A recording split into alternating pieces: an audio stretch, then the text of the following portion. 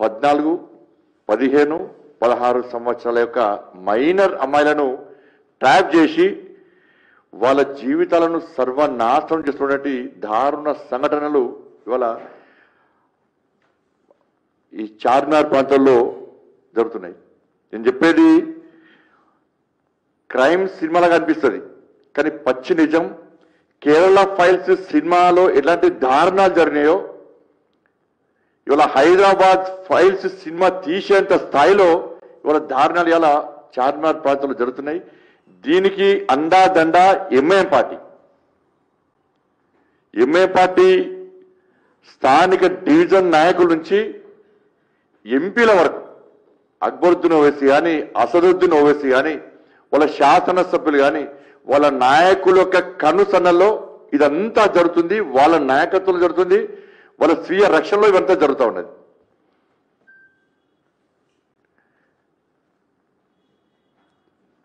వాళ్ళ అక్కడ స్కూల్స్ ఉన్నాయి, చాలా స్కూల్స్ ఉన్నాయి.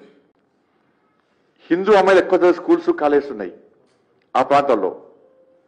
వేరే స్కూల్స్ టార్గెట్ కాదు, ముస్లిం అమ్మాయిలు ఎక్కువగా చదివే స్కూల్స్ టార్గెట్ కాదు. వాళ్ళంతా ప్రశాంతంగా చదువుకుంటున్నారు, వాళ్ళు చదువుకోవాలి, మాకు ఇబ్బంది అవుతుందల్లా. కానీ ఎక్కడైతే హిందువుల యొక్క స్కూల్స్ ఉన్నాయో, హిందూ అమ్మాయిలు ఎక్కువగా ఉన్న స్కూల్స్ కాలేజెస్ ఉన్నాయో వాటిని టార్గెట్ చేస్తున్నారు. టార్గెట్ చేసి వాళ్ళకి ఫస్ట్ ఏం చేస్తారంటే, ఫస్ట్ ఒక అమ్మాయిని ట్రాప్ చేశారు. ట్రాప్ చేసి అమ్మాయిని ఒక ఫంక్షన్ పేరు మీద పిలిపించి, ఒక ముస్లిం అమ్మాయి బర్త్డే అని పిలిపించి ఆ అమ్మాయికి చాక్లెట్ ఇచ్చారు. తక్కువ డోస్తో డ్రగ్స్తో కూడా చాక్లెట్ ఇచ్చారు అమ్మాయికి. ఇది మెల్లమెల్లగా అమ్మాయికి ఆ డ్రగ్స్ డోసు పెంచి అలవాటు చేసి ఆ అమ్మాయిని దాదాపు 6 రోజుల పాటు ఎత్తుకపోయారు. అమ్మాయిని 6 డేస్ ఎత్తుకపోయి అమ్మాయికి డ్రగ్స్ అలవాటు చేసి ఇంకా తెలిసి ఏం చేస్తారో తెలుసు. 6 డేస్ తర్వాత ఆ అమ్మాయిని మళ్ళీ తీసుకొచ్చి పోలీస్ స్టేషన్ దగ్గర వదిలిపెట్టారు.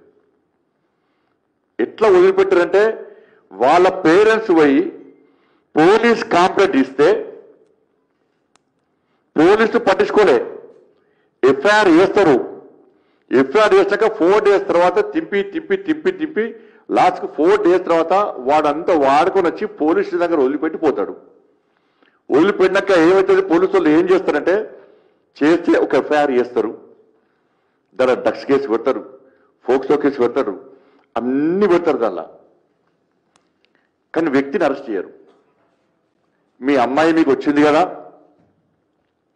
అమ్మాయిని ఏం చేయలేదు కదా, మీరు ఏం మాట్లాడకండి, మీరేమన్నా మాట్లాడితే వాళ్ళు వచ్చి మళ్ళీ ఆయన అమ్మాయిని చంపుతారు.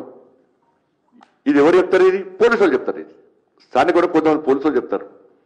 ఆ అమ్మాయి పేరెంట్స్ ఏమంటారు, నిజంగా ఇది వాస్తవం కావచ్చు, మా అమ్మాయి అయితే మాకు దక్కింది, ప్రాణాలతో దక్కిందని చెప్పి అమ్మాయి వాళ్ళ పేరెంట్స్తో వెళ్ళిపోతుంది.